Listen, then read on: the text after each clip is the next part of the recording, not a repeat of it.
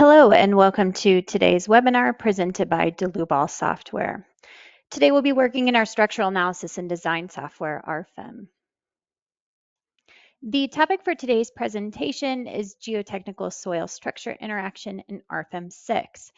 My name is Amy Heilig. I'll be your presenter. I'm the CEO of our US office, and I'm also a sales engineer located in Philadelphia, Pennsylvania.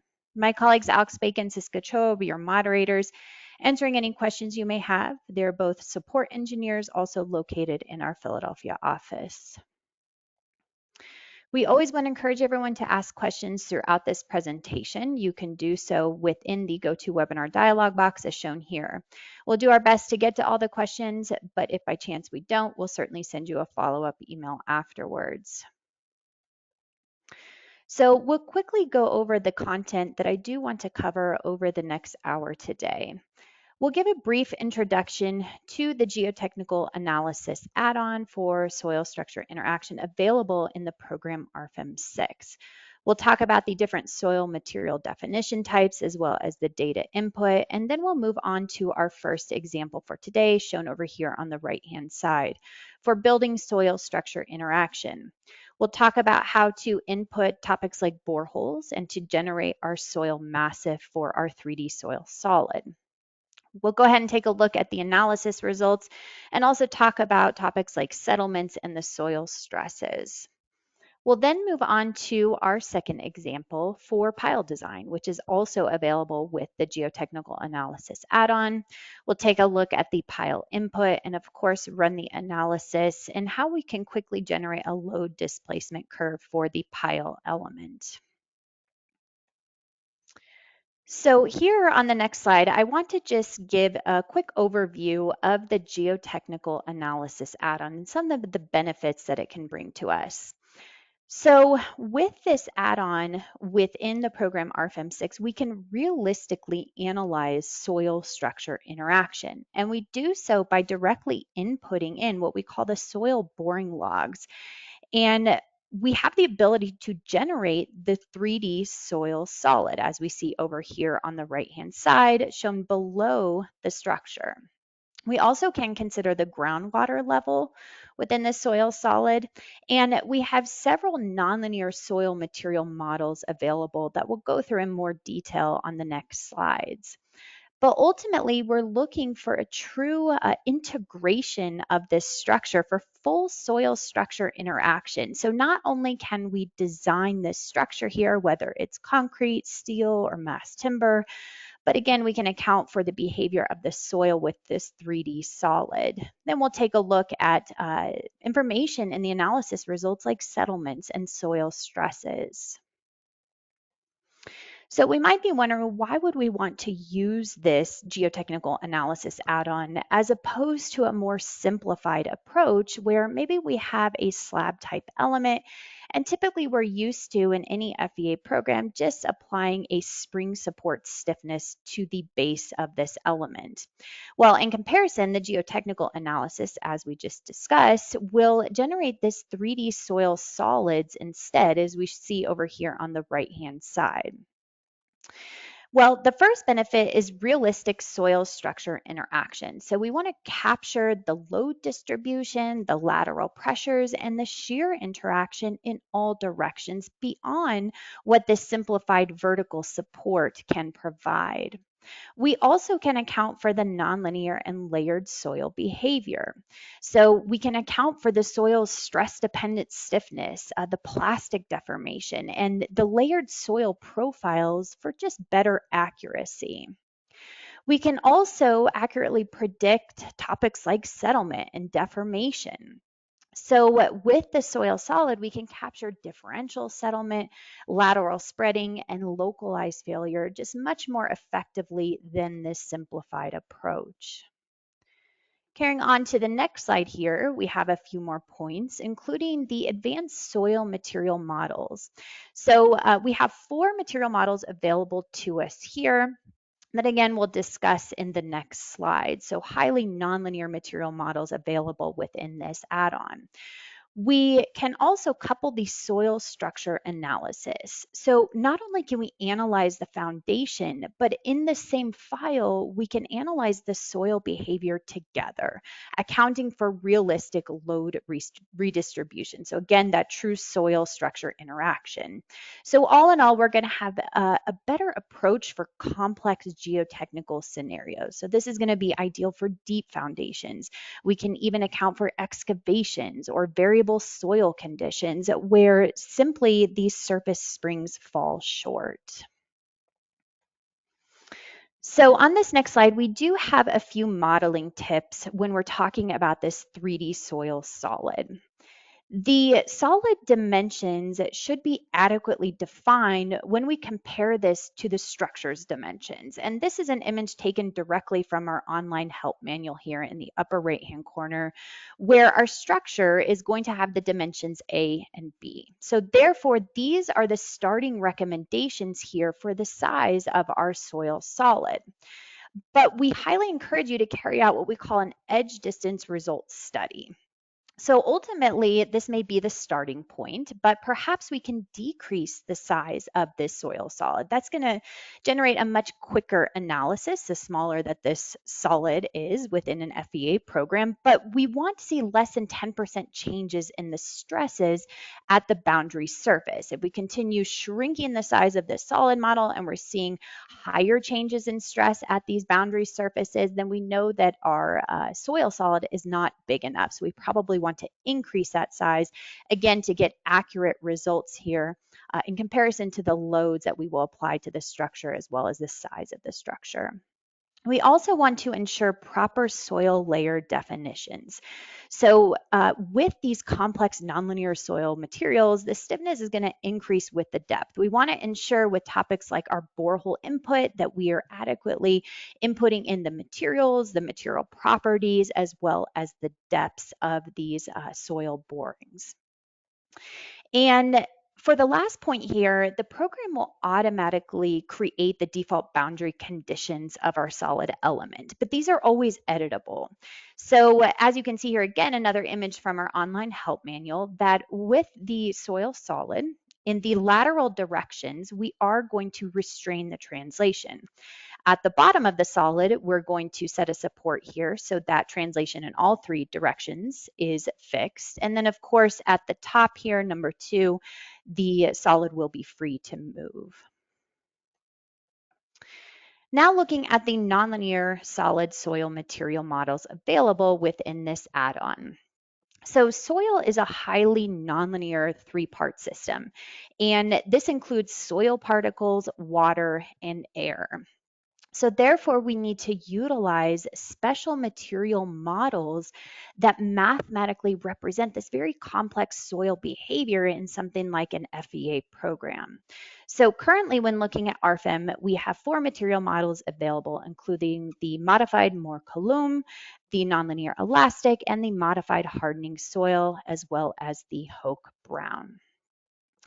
So now we will investigate each one of these material models. I think it's important to have a fundamental understanding of which each one of them can provide and maybe the best scenario to use this in your model. We'll begin here with the modified Moore-Coulomb. This is going to combine linear elastic and ideal plastic behavior. So essentially, we have a reversible linear elastic behavior within a stress limit zone. But when that stress reaches the yield point, then that's when the irreversible plastic behavior is going to begin. And this is all according to the Moore-Coulomb equations. The material will also fail when the shear stress exceeds the material's shear resistance. And these 3 points can be summed up here with the stress strain diagram for this material model type. So this modified Moore-Coulomb is really ideal for approximating the actual soil behavior, but with very few material property definitions. So the input here, once we get into RFEM, is quite a bit simpler than when we compare to the other material models. Our second material type is nonlinear elastic, and this is actually what we'll use in our first example today. So this is a hyperbolic nonlinear elastic behavior for this type of soil. It's a nonlinear stress strain curve with no plastic deformation. So this means that the deformations are reversible. This does have a stress that is dependent on the stiffness. So the higher the stress on the soil, then the higher the stiffness that it's going to provide. However, the stiffness is load path dependent, with the unloading and reloading stiffness is actually going to be higher than the initial loading. But it does not simulate plasticity or material failure. Again, just looking at the differences here with the stress strain diagram on the right-hand side. So this is really ideal to represent soil behavior under vertical loading with very minimal horizontal displacement. The third material type is a modified hardening soil. So this is an advanced elastoplastic soil model for nonlinear soil behavior. And for this one, we have elastic behavior soil stiffness that varies with the stress level for both the odometer and the triaxial stress strain responses. And again, we have two separate stress strain diagrams depending on the different conditions applied here. When the stress reaches the yield point, the elastoplastic with double hardening behavior will begin. The soil material is also stress dependent with the stiffness, in the sense that with the increased stiffness, we're going to have higher stresses. So when we look at much deeper soil levels, they're going to be able to resist deformations much better than we look at the soils maybe near the top elevation or top surface. So this can provide more realistic predictions compared to the simpler, more Coulomb model, and is really ideal for soft or over-consolidated soils. And finally, we have the Hoke Brown. This is going to combine linear elastic and ideal plastic behavior, but it's going to be specific to rock masses. So we have reversible linear elastic behavior within a stress limit zone. And this is all going to sound very familiar because the stress strain diagram, as you see, looks very similar to the more Coulomb. But when the stress reaches the yield point, we have irreversible plastic behavior, but this time it's going to be according to the Hoke-Brown equations. So this relates max and min principal stresses, capturing that nonlinear behavior of rock. So therefore, it's going to be ideal then to use this soil material type for modeling jointed rock masses where the strength decreases due to fractures. Okay, so we are finally ready to get into our first example today. When we do create a new model in RFEM, we are presented with our base data dialog box that we see here. And for those of you joining us today who are not familiar with the concept of our program, RFEM 6, RFEM is the base program. This allows us to fully model a structure. We have access to all the materials, the cross sections from all the various standards. We can load it and get a full static analysis. But under this second tab are all of the additional add-ons that we have available. So today, of course, we'll be focusing on our geotechnical analysis add-on that's activated here, but it's entirely possible if we wanted to also design this structure utilizing the design add-ons such as the concrete design. We could carry out the membrane surface reinforced concrete design according to the ACI or the CSA standard. So once we have defined this information, we are presented here in the main program. And I have already modeled this concrete structure, as you can see here, with surfaces and member elements, and the material is 4,000 PSI concrete. I also have applied a few loads directly to the structure. So using our dropdown up at the top to select here the dead load case, we'll go ahead and turn on the display of the loads. We have here just a general surface load at all three levels. When we look at the live load, same concept with a slightly different magnitude. And then we have a snow load. So all vertical gravity loads for today's soil structure interaction. Now, in addition to the material defined for this structure, I went ahead and also defined the materials here for our soil. So let us take a look at that in more detail within the material dialog box. Now, the first thing to know that when you do create a new material, we want to set the material type to soil. And this is only available because I have activated that geotechnical analysis add-on. Well, if we prefer, we could visit our library here and use our filters on the left to select the soil option. And we have a few soil input options that exist here that we could certainly use as a template. We'll continue adding more materials in the future as well. So we could bring those into this dialog box and again, use it as a template option if we'd like. Now, alternatively, we could just define all this information from scratch as well. But once we've defined the material type to soil, you'll notice here the material model. And here are those 4 different material models available that we went through within the PowerPoint slides. For today's example, I'm going to utilize the nonlinear elastic material. And I went ahead and put in the specific weight. Notice that you can specify here the drain specific weight versus saturated because we can input into the program where the groundwater table is located. Under the second tab is where we have additional information that is specific to our material. So perhaps we got this from the geotech engineer or we got this from the soil testing directly, but this is information that we are going to need input into the program. So I have 4 different soil materials here, including a filling, we have a sand, we have a till, as well as another sand material. Again, all nonlinear elastic, but the material properties are going to vary slightly. So once we have input in all of our materials, we're ready to create our first borehole. So I'll go ahead and collapse these folders over on the left here within our navigator. And you'll notice that we have the geotechnical analysis folder. And again, this is available because we've activated that add-on where we can right click here to create our first borehole definition. So within this dialog box, you can see here that we want to first specify where this borehole exists. So we can either graphically select it with this pointer option here, or we can input in the XYZ coordinates as we see back here in the model directly by typing them in. So that's what I'll go ahead and do today by typing in negative 91.67 in the X location. This will be 70.67 in the Y, and in the Z direction, this is going to be negative 0.5. So notice I am not placing this at the 0 elevation, which is where the foundation of my structure is located. I'm placing this 6 inches below the structure. And there's a reason for this that will come into play a little bit later on with what we call surface contacts, but just keep that in mind. Now we also can specify the groundwater location with the elevation input here of negative 11.5 feet in the Z direction or the vertical direction. And finally, we can populate down here our soil layers by using our drop down to simply select the materials that we have already defined within the model. So I'm selecting all 4 materials that I have input in.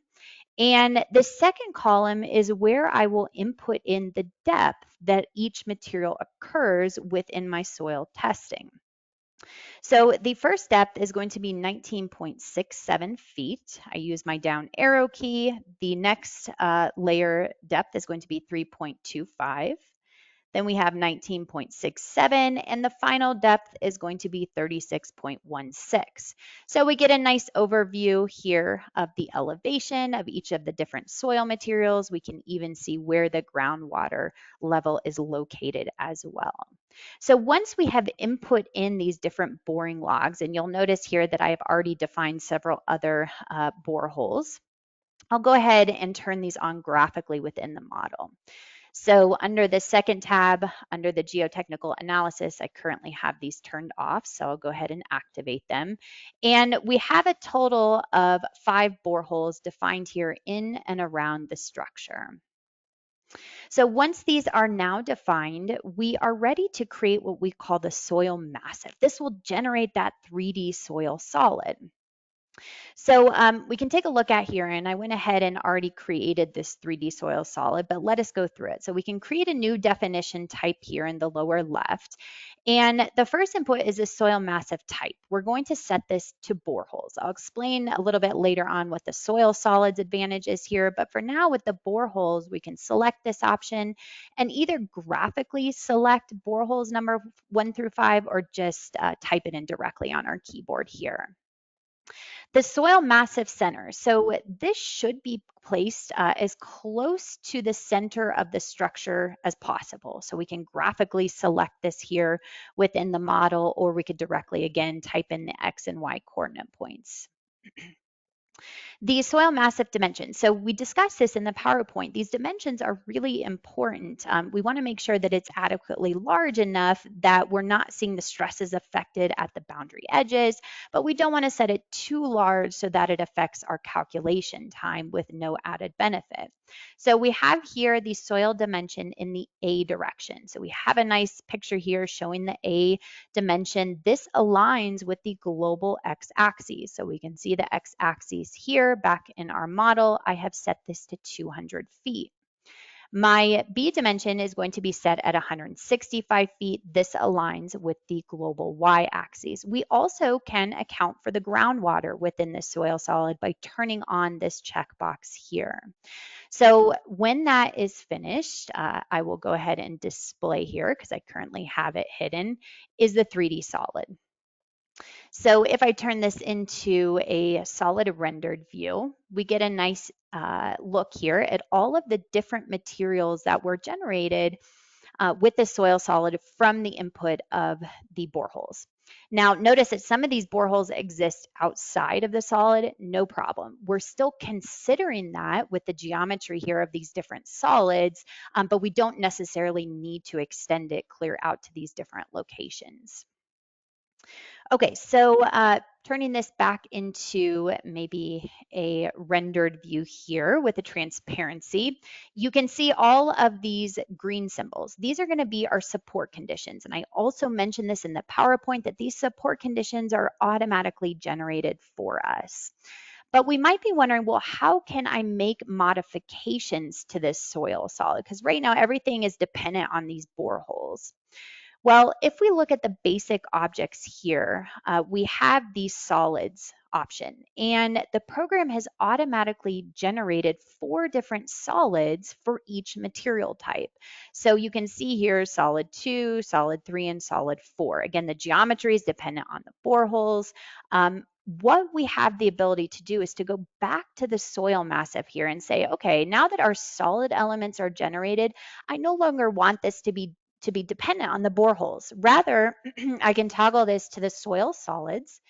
And now I have the ability, because it's referencing solids 1 through 4 here, to go back into the model to, excuse me, to make the modifications manually. Okay, we won't go ahead and do this. We'll leave this as dependent on the boreholes for now, but I think that's an important point to cover if we do want to make those manual changes. Okay, so now we need to discuss here the behavior of the foundation elements, such as these slab elements, to the 3D soil solid. And we do so with a nonlinear option in the program. And I'll go ahead and expand this here. Under these special objects, we have what we call a surface contact. So we'll right click to create a new surface contact. So this feature within the program allows us to define this geometric nonlinear behavior between 2 surfaces or groups of surfaces.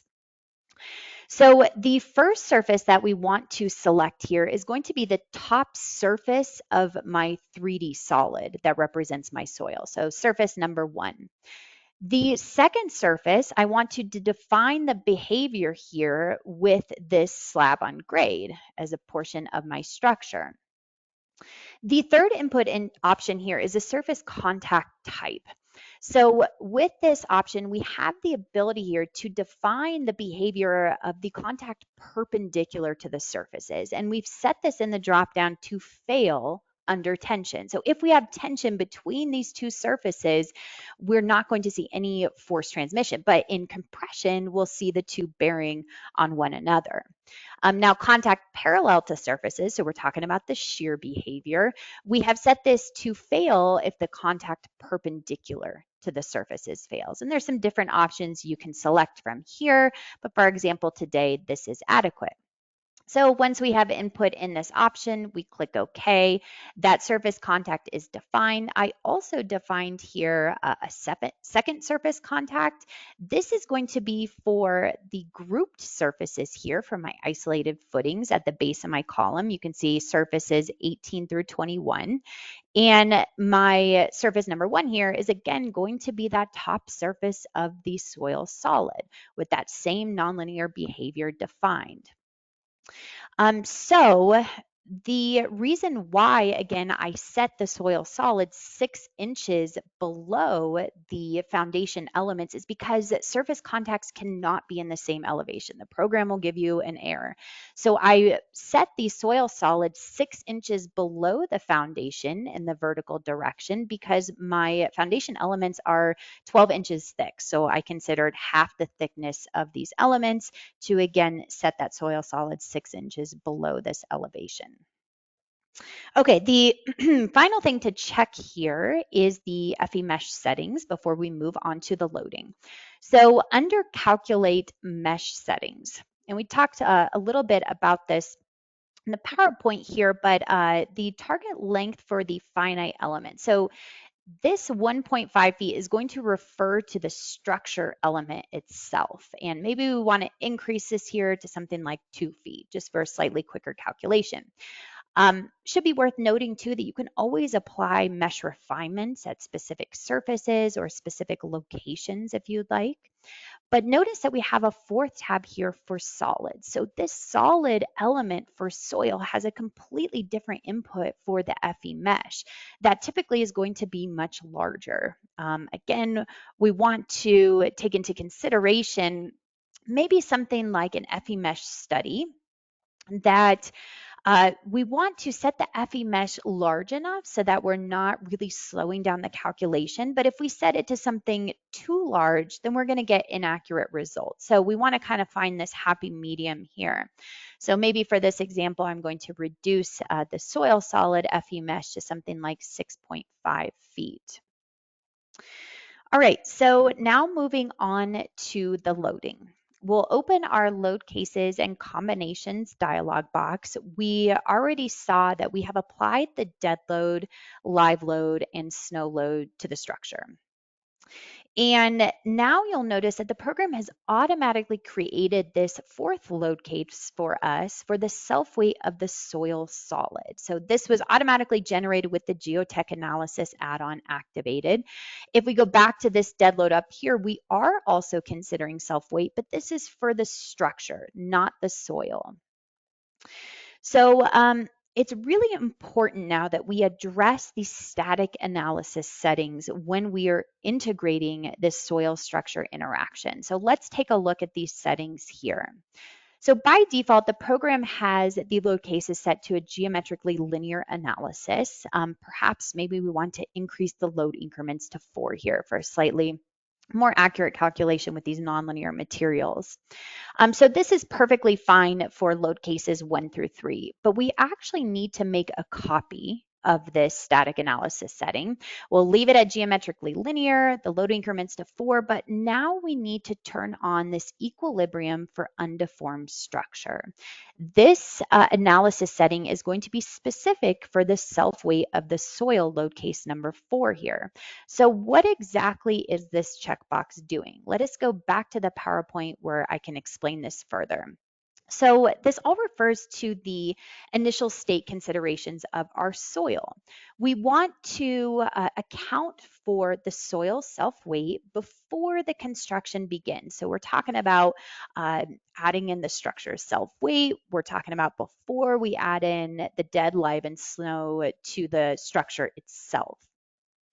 So we want to calculate the soil self-weight in this initial load case. But here is the complex topic related to this, that this starting point, so I'm going to refer here to the stress strain diagram. This starting point is going to be this blue dot here. This is where we are now going to apply the additional loads to the structure, such as the dead, live, and snow. Well, we want to account for the soil's initial stress state and stiffness. So that's what we're doing here within this blue area, again, before we apply those additional loads. But we want to focus on the deformation resulting from the new loading. Again, this is the structure's dead, live, and snow loads, rather than the initial deformation from the soil self-weight. We want that deformation to start at 0, but while still considering the initial state of the soil for stress and stiffness. So that's why we enable this load cases equilibrium for undeformed structure within that analysis type. So we'll go back to the PowerPoint to ensure that this option is turned on here. We click OK, and then in our dropdown, we need to make sure that load case number 4 has this new static analysis setting activated here. Now, it really doesn't make a whole lot of sense to solve these other load cases here without considering the self-weight of the soil, so we can just go ahead and turn those off. But rather, we want to combine all these loads within the load combinations themselves. So we jump here to what we call the Design Situations tab. Now, design situations are automatically created by the program according to the ASCE 7 or the NBC standard. And all this is doing is creating this first design situation for our factored load combination. So grouping those load combinations together. The second design situation that is created here is our ASD load combination. So again, just kind of grouping together those unfactored load combinations from the ASCE. Now, for today, I'm not so interested in factored load combinations. We'll go ahead and turn those off, but we will go ahead and take a look at the unfactored load combinations. Now, before we jump to this load combinations tab, we do want to make some modifications here within the combination wizard itself. So we go into this definition here, and by default, everything's set according to a second order analysis. Well, I'm going to instead utilize this second default option, or I can make changes to the first input by utilizing that geometrically linear analysis. So this is the same static analysis settings that I just set for the load cases 1 through 3, nothing special there. But what we need to do is to turn on this initial state option, and we get a new tab here. So we want to consider the self-weight of the soil solid, again, as an initial state before we add in these other loads into the load combinations. Back to the PowerPoint, we're accounting for the soil self-weight that's going to modify the soil stress, the stiffness. That's our starting point. And then we add in these other loads from the structure. So once this is defined here, we need to make sure in our dropdown we select it, and then we can jump to the load combinations tab. So here are our unfactored load combinations listed, and you'll notice that each one of them has the initial state already activated because we made that change directly within the design situation. Now, I would suggest, because this calculation may take a little bit longer due to the solid, that we focus on maybe just a few controlling load combinations rather than solving for all of them. So for today, I'm going to focus on load combination number 4 here. So once we have defined all this information, we would run our calculation. And because this does take a few minutes, I am going to open up an already saved model. So here we are, exact same model. We have just run the calculation for load combination number 4, as well as that load case number 4. So we definitely had to solve for that as the initial state before we could solve for load combination number 4. And in our results, which you can see here are presented in our navigator with our 4th tab, we can immediately activate here the stresses within the soil solid. And we'll focus here specifically on sigma Z. So this is going to be the normal stress in the vertical direction for our different soil layers here, again, within that 3D solid. But you'll notice that when I toggle back to the global deformation, this is 0. And that's entirely what we covered in the PowerPoint. Our starting deformation is going to be 0. But again, we are going to account for the stresses within the soil of this self-weight load case. So now moving on to probably the more interesting load combination number 4, where we have actually applied these loads to the structure. We can even turn them on graphically here to see them, the gravity loads applied. in addition to considering, of course, the soil solid. So beginning first here with the stresses within the solid. We have activated again sigma z, we've applied these additional loads. Well, we have a lot of useful features within the program that allow us to view these different results in different ways. So one of them that I would suggest is here under the type of display, we can toggle this to what we call the ISO bands for solids. And because we have set load case number 4 as an initial state for this load combination, we do have an additional option up here at the top that we can toggle between the final result or we can view the differences to the initial state. So now we're not considering here the self-weight of the soil. Rather, we're only interested in what is the stress in the soil after we have added the dead plus live plus snow to this structure. So just kind of a useful 3D view here of exactly what's going on within the depths of that soil solid. We can toggle this back to the ISO bands here. Again, still viewing the stresses on the solid. If we go to a plan view, we can see exactly referencing our control panel over here, again, what those stresses are in that vertical direction. And finally, we want to take a look at here the deformations. So looking at the global deformations, what happens here is that we're also looking at the deformations of the structure due to the applied loads, but I'm really interested in first viewing the deformations in the soil solid. So we have the ability in this control panel to go ahead and turn off the display of all members.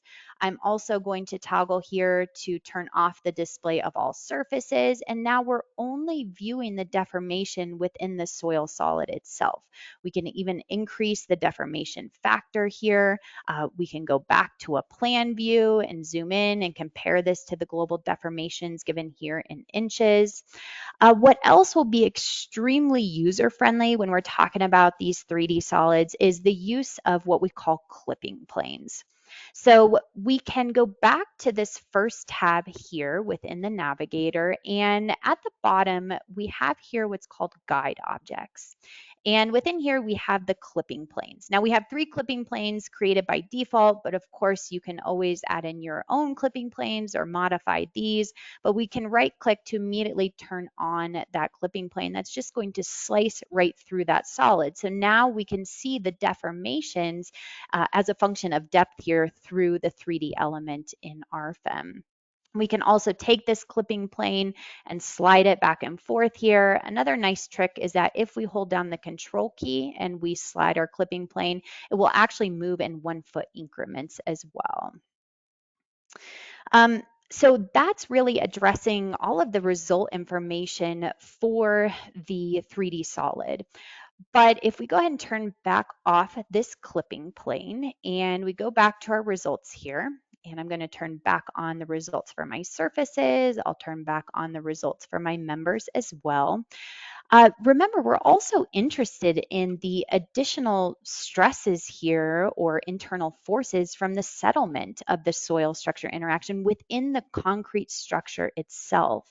So what we can do here is to activate either the member internal forces or the surface internal forces. So for example, taking a look at here, the MX forces in our concrete surfaces or MY, and we can also toggle between here the final result, and I'll go ahead and turn this back so that we can see the values here of our bending forces within the surfaces, or the difference to initial states. We should see slightly higher internal forces, internal stresses, or whatever it may be with our results of our structure due to the settlement of this soil solid as well.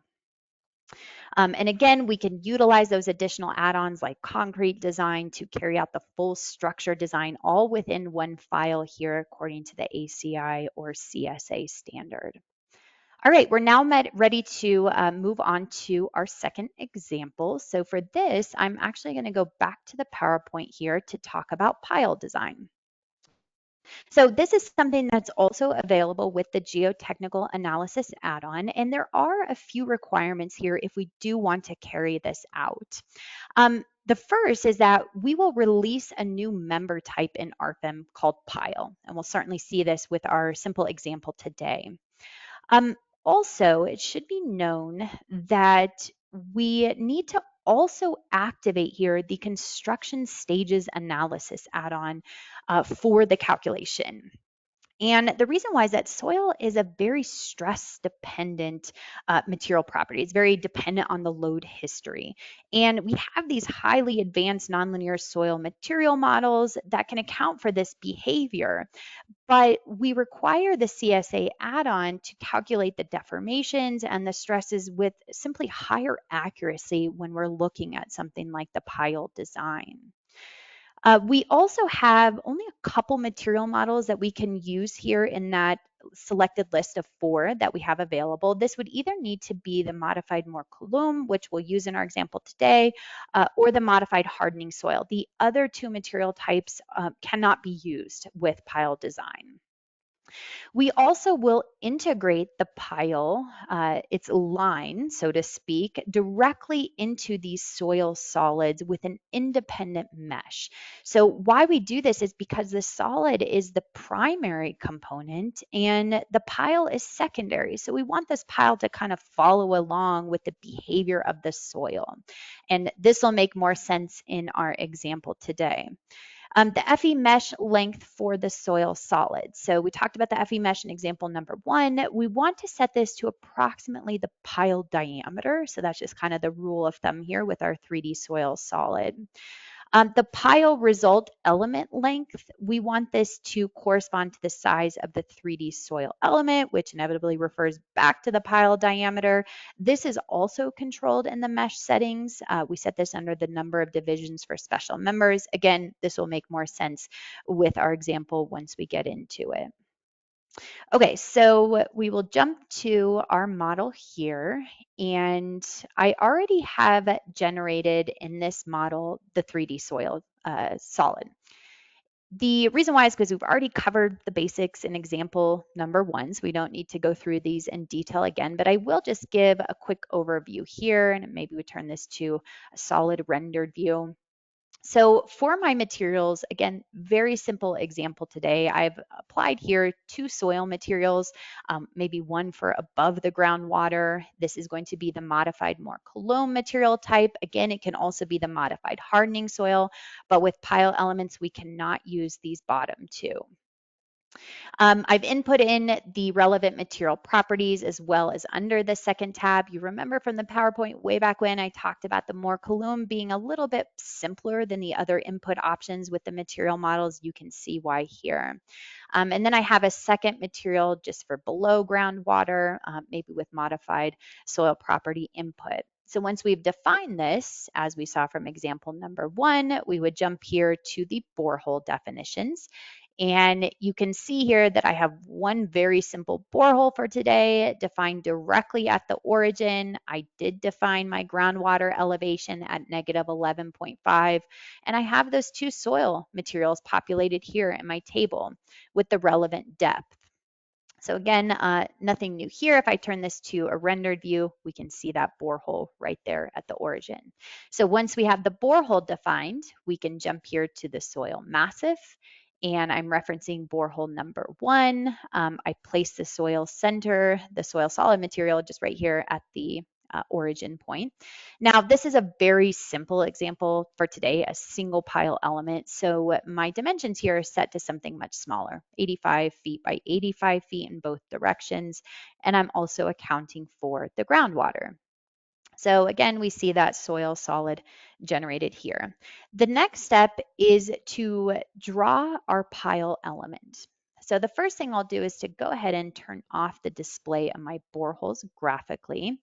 And we create a new member element. And I am using my quick tools up here at the top to create a new single member perpendicular to the work plane.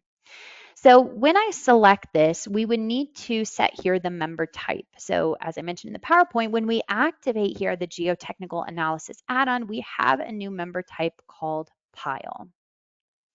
Well, under the second tab, this is where we specify the cross-section and material. So I have already defined here a 50-inch diameter, 4,000 PSI cross-section that I will apply to the pile, but keep in mind it doesn't necessarily have to be concrete. It could be a steel pile or any other shape that you see relevant. So once we have assigned this cross-section and material to this member, we now have this third tab here for pile. And this is where we input in the pile resistance type. So we create a new definition here. Now, this input is just going to refer to the resistance parameter. So up at the top for this pile element, we're going to input in the skin friction or the resistance along the pile shaft. And down here at the bottom is where we're going to input in the end bearing capacity, or what's the resistance at the pile tip. Now, this information is always dependent on the soils that we have. It's dependent on the geometry of the pile. My colleague gave a great webinar previously that you can refer to where she goes much more into detail on how to calculate this information. For today's example, we'll assume that we have calculated all of this outside the program, and we can directly input in here. The shear strength at the start and the end will be set to 1.25 kips per square foot. Okay, so moving on to the shear stiffness, we have here the input options that I will set to 3916 KSF at both the start and the end. And finally, we have the base resistance axial strength, which we're going to set as 22.35 KSF, and the axial stiffness is going to be set at 835.1 kips per foot. Okay, so now that this information is set, we click OK, and we're ready to draw this element graphically within the model. So I'll turn this to a wireframe view, and I'm going to set the member length here to 31 feet. Now notice if I try and snap here, the pile is in the wrong orientation. We can quickly use this button here to reverse that. And then I'm just going to input in here by selecting directly at the origin point my pile element. I'll go ahead and turn off a couple other things here. So you'll notice that this pile, if we turn this to a rendered view, is essentially drawn here directly within this soil solid. So I also covered in the PowerPoint the importance of integrating this pile in the solid. So we have to do this within the solid element itself. So we go back here to the basic objects. And again, because we've created that soil massif, the program generated two solids for us based on our materials. And within these two solids, we can simply double click to edit it. We need to add in this option, integrated objects. And we get a new tab here where I can tell the program to integrate this line as an independent mesh for my pile. And I can graphically select this line element in the model, line number 57, and I click OK. I'm going to do the exact same thing for the second soil solid. I'm going to integrate this here, and maybe this time I just directly type in line number 57 and I click OK. All right, so one more thing to do here before we move on to construction stages is to apply some type of load to the pile element. So going into our load cases and combinations, we have here both the self-weight load cases that are automatically generated by the program. So we have the self-weight of our structure or our pile element, and we also have the soil self-weight, just like what we saw in example number 1. Well, I'm going to create a third load case here that we will call live load, and we will modify the action category according to the ASCE 7 within this dropdown to live load. And I click OK. I go back to the model here where I'm going to apply a simple nodal load. So we're under the load case number 3 for live here. I apply a downward force of negative 375 kips. I can graphically select this point here at the origin. And once we click OK, we see this load applied here at the top of our pile. All right, so as I mentioned before, we do need to activate here the construction stages analysis add-on, and we do so by going back to our base data dialog box. The construction stages analysis can be activated here. And once we click OK, we're brought back into the program, and I'll go ahead and collapse most of these folders. We now have a new option to define the construction stages. So the CSA add-on is exactly as it sounds. We can create these different construction stages, maybe where we activate different elements in each stage, maybe we vary the loading in each stage, and that's going to be required for this pile analysis. So the first construction stage, I'm going to give it a comment down here that this will be the initial phase. And with this initial phase, we want to activate all surfaces and solids within the model.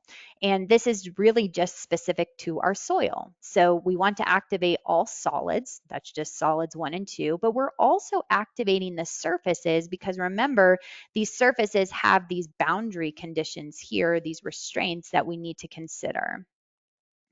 So that's really all that's required within this initial phase. What we will do in just a minute in the static analysis settings is we want to convert this to a linear elastic material. But that will make more sense once we get to it. So we create our second construction stage here, and this one is going to be the kneel phase for our soil. We have no modifications here, no changes compared to the previous construction stage. We're still just looking at the soil solid, but once we get to our static analysis settings, we will convert this to a very highly nonlinear material model. The third and final construction stage, so we'll go ahead and create a new construction stage definition here, is where we want to activate both the pile and load phase. Now, as far as the construction stages, we're going to activate here at the member, and we go ahead and click all members. It's only member number 1. As far as the loading, we'll activate this when we get into the load cases and combinations. So here are our 3 construction stages. That's all that's required with this specific input, and we click OK. Well, we're going to go back into our load cases and combinations, and rather than in comparison to example number 1, looking at load cases and load combinations, I'm only going to focus here on the construction stages for my calculation, for my analysis results as well. So therefore, these 3 load cases, I don't need to solve for those. They still exist in the model. I just don't need to run a calculation for them. It doesn't make any sense to run those alone. Again, no load combinations defined here. We're purely looking at the construction stages. So here are the 3 that I listed. And now we need to assign here both the loading as well as the static analysis settings. So the first is that initial phase, and we go in here to take a look at the static analysis settings that I've already set. So geometrically linear, maybe we only have 1 load increment, that's fine. Nothing else really special about this particular static analysis. But what we do want to create is a structure modification. With this, we can create a new definition type here where we can deactivate the material nonlinearity, but only for this initial phase. So we're going to convert this soil material just to a simple linear elastic material type, and we click OK. So now this is selected here again only for construction stage number 1. Looking at construction, and actually one more thing to mention here is our loading. We want to consider here the soil self-weight only. Not necessarily the live load or the self-weight from the pile quite yet. We'll do that in the last construction stage. So looking at construction stage number 2, we want to take a look at the static analysis settings. I've already created this. This is a geometrically linear analysis, same number of load increments, but we're going to activate here that special setting we talked about, the equilibrium for undeformed structure. We're accounting for the stress and the stiffness of the soil, but not the deformation before we apply those additional loads to our pile element. So once we have defined this, we select it here in our dropdown. We are going to not activate that structure modification because we convert this back to a highly nonlinear material. Under the load cases, we're still just accounting for the soil self-weight, so nothing to do further here. And now we're finally ready to activate the pile member and the loading. So looking at these static analysis settings, I've created this third definition here geometrically linear, but notice that I've set this to 10 load increments. So we will slowly ramp up the loading up to 375 kips over 10 increments. And we have the ability to save the results of all of these load increments together. So once we have this set, we make sure it is selected here in our dropdown. And under the load cases is where we also want to consider the self weight of the pile and that live load as a permanent load. So we're finally ready to run our calculation for these three construction stages. We could click calculate all. And of course, for the sake of time, I will refer here to an already saved model with these results. So once the calculation is run, this is what we would be presented with. And we're probably most interested in this final construction stage. We've applied this 375 kips. We have our pile activated in here. And now under this fourth tab, we can view the global deformations. And perhaps we want to look at these in the vertical Z direction. Well, if you remember for this construction stage, we have 10 different load increments and we save the results for each one of these. So what's kind of great is that we can cycle through these different load increments as the load gets higher and higher so that we can see how the deformations are changing within the soil solid. We could also take a look at, the member internal forces as well, if we'd like, with those results. Okay, so with the results here, I'm going to go back to the model. And we want to check out the final stage here. Again, we're still in CS3. With the global deformations we already talked about, we can also activate here, just like what we saw with example number 1, the solid stresses as well through these different load increments, if we're interested in that. And then again, the member internal forces could be activated here with the internal forces as we move through those different load increments. So a lot of similarities. We could use clipping planes and everything else that we saw in example number 1. The final thing that I would like to just quickly show you here is how to create what we call a load displacement curve. So under the project navigator here in our first tab, we have what we call these calculation diagrams. And we can create as many calculation diagrams as we want. The big benefit of this is that we don't necessarily have to export our result information to something like Microsoft Excel and create these diagrams and graphs manually, but the program has this implemented in here. So we could select here from our dropdown for our new diagram a chained analysis option.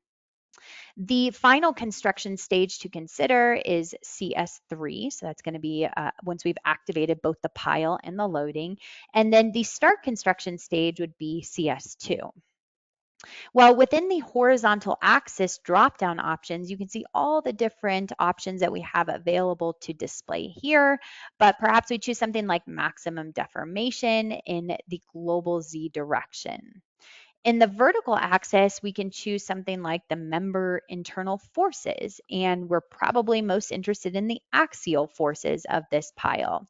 We select here graphically member number 1, and then we could choose here the node that we're interested in, which I would probably choose this top node here where that load is applied. And this diagram is automatically generated for us. We could add it to our printout report. Again, we could create multiple diagrams here, and this would probably look a little bit more interesting with a more complex model. Maybe we have more construction stages where we have different loading varying through the stages themselves, but this is just a quick example to quickly show this to you. Now, also keep in mind that, of course, this was a very simple example for pile design, but we could refer back to example number 1, put piles underneath this much more complex structure, this concrete building, and integrate it with the soil solid as well, with surfaces and other elements. So again, we aren't just restricted here to this single pile element, of course. Okay, so we will go back to the PowerPoint to conclude our webinar today. I did just briefly want to talk about a couple of future developments that we're working on. So we certainly have a long list of development features that we're working on with the geotechnical analysis add-on, but I wanted just to list a couple that are currently in work and should be available within the near future. The first is additional soil material models. So we are also working on the CAM clay model. So this will be a soil material type used to represent clay soils, including this clay soil behavior under the different loading conditions. We're also working on the jointed rock model. So this will be used to represent rock materials with jointed or fractured characteristics. So you can keep an eye out for that in a future release with this add-on. The other really cool thing that we're working on is the 2D constrain modulus method. So what we want to do here is to automatically determine the surface support condition. So we're talking about the elastic spring coefficients directly from the soil properties that you input into the program. So what I mean by this is we'll calculate this according to a nonlinear iterative method. And remember, I talked about the PowerPoint way back when of this simplified approach versus the 3D solid.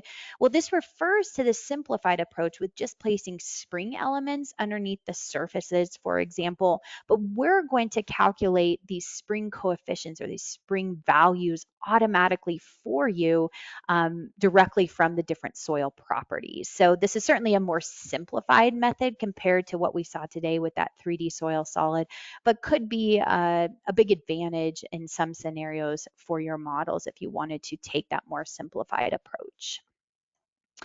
Okay, so if you liked what you saw today, you're interested to learn more about RFEM, the Geotechnical Analysis add-on, or any of the other products that we offer, it'd be great if you reached out to our sales team. We'd love to set up an online demo, an online meeting with you. You can utilize the QR code here. This is also available in the PowerPoint that I've attached to the GoToWebinar, or just directly access our website at duluwell.com, and you can see our contact information down here at the bottom of our screen for our Philadelphia office.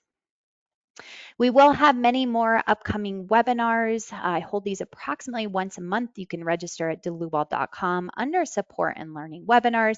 As most of you know, I tend to send out a reminder email about a week before these take place, so keep an eye out for that for these future webinars.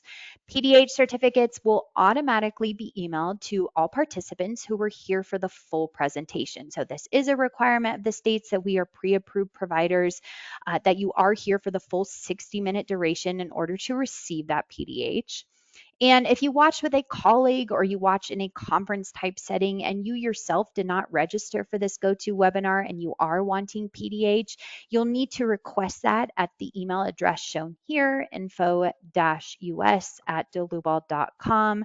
Just let us know who you watched it with and we can certainly issue that PDH. So again, if you yourself did not register and you're wanting the PDH, go ahead and send us that email here.